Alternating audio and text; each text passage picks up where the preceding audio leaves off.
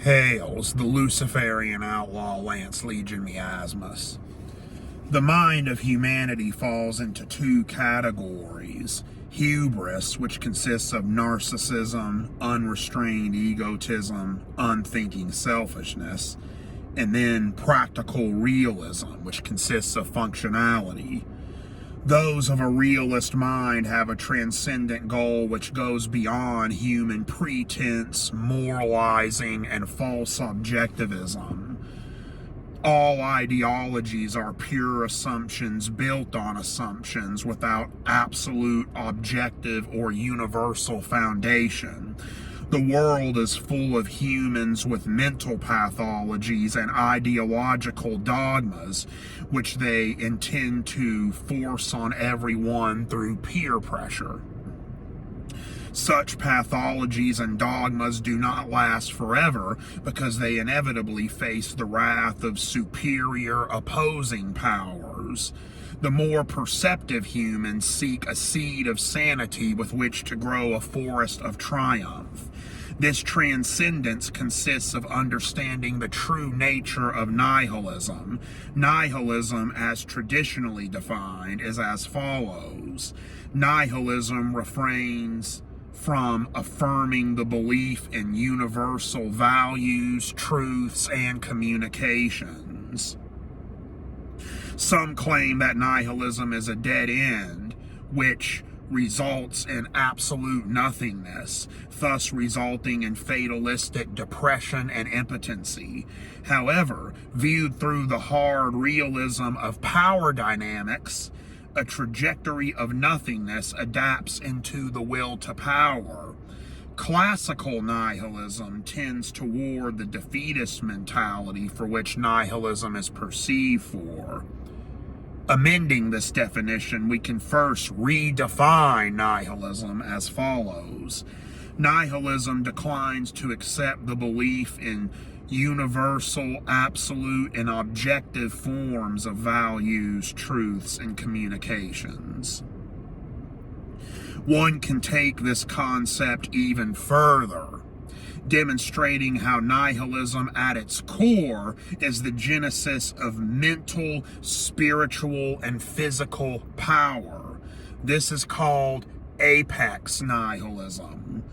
Apex nihilism declines to accept the social belief in absolute, objective, or universal values, morals, facts, and communications, but instead acknowledges the hard realism that might supersedes right unless the two coincide.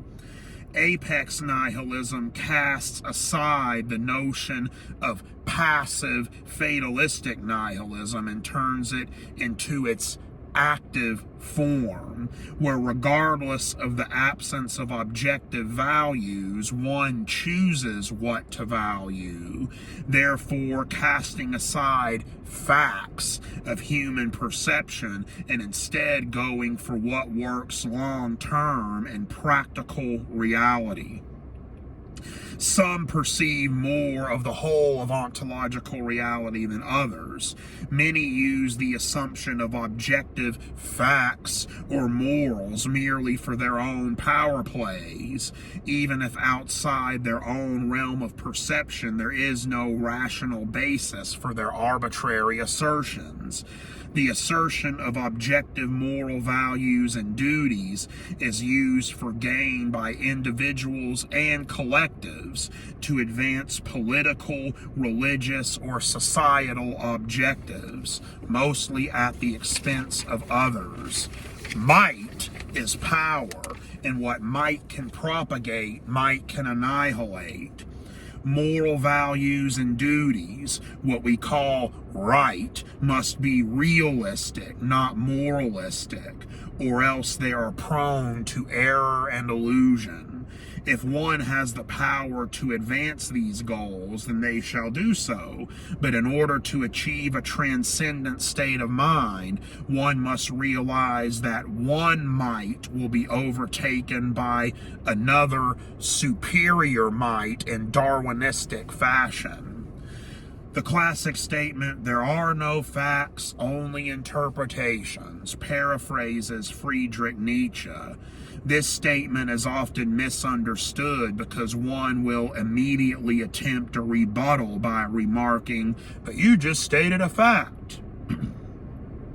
One can simply look at the sentence literally and state, no, that sentence is itself an interpretation.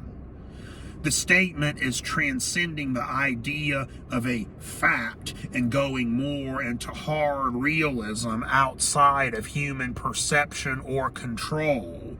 Facts are themselves human interpretations about what is observed in the world or what they believe they are observing.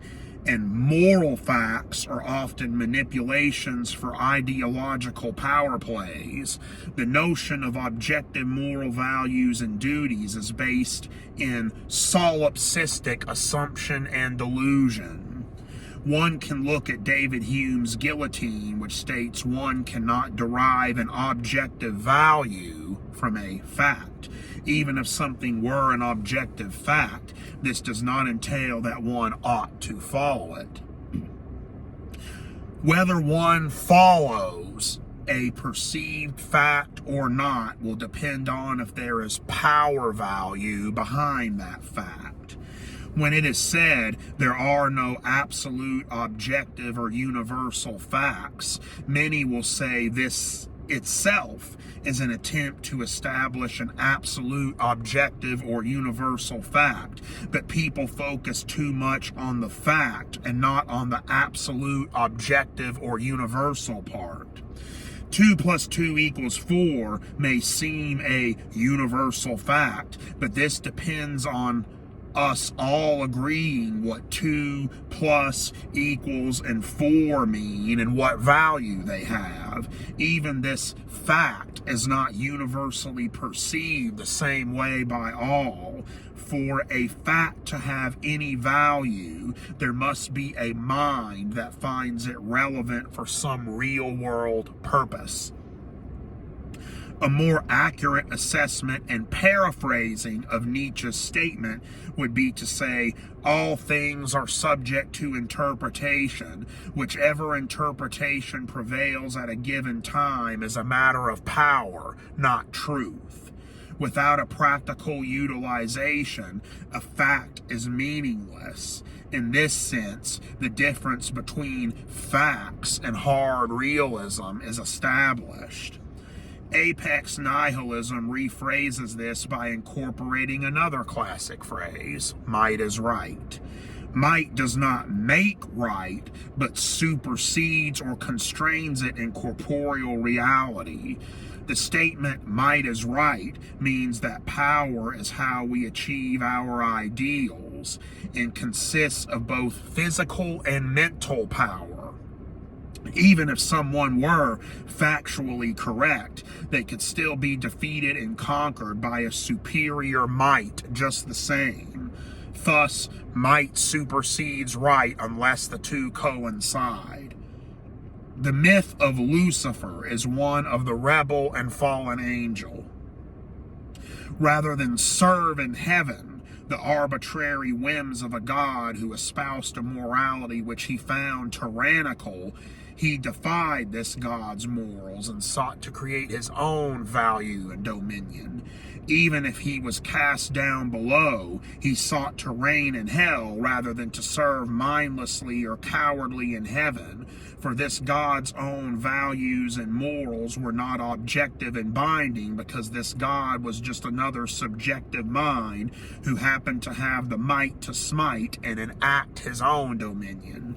Even if this God's dictates and creeds were facts, there is no absolute, objective, or universal reason to follow them. Lucifer served as a counter might to the might of this God, and through his own will to power, Lucifer created his own dominion, though it came through pain, much like the Promethean myth, in which Prometheus stole fire from the gods and was punished for it, yet he stoically endured his punishment in exchange for the mental might of wisdom. This rebellion was not based in solipsism, but instead a bloody-minded rejection of moral narcissism. The spirit of Lucifer serves as a metaphor in the sense that through such Luciferian might, the apex nihilist seeks to escape the tyranny of opinion control by others. This may seem like hubris, but it is instead a desire to be in harmony with the transcendent whole of reality beyond social pretense. This may come with great discipline and sacrifice, but with the attainment of wisdom. A Luciferian does not seek the approval of the obtuse. As Lucifer rebelled with his own iron will to power against the most powerful being in the universe, so does the apex nihilist rebel against the overwhelming power of bourgeois morality, for he serves as a countermight to the might of the herd. Luciferianism is rebellion, but not a rebellion against ontological reality like so many movements throughout history have been. Luciferianism is instead a rebellion against the anti-realism of arbitrary, narcissistic moralism, and instead seeks to transcend the thin veneer of social narcissism into a greater understanding of ontological reality. In this sense, we can take nihilism even further and amend it to that of a Luciferian variety. Luciferian nihilism declines to affirm the existence of absolute, objective, or universal values, morals, facts, or communications, but instead acknowledges the hard realism that life is the will to power, and might supersedes right unless the two coincide. All living things seek power. Knowing this allows one to guard himself against the arbitrariness of others, as well as seek his own power and transcendental purpose.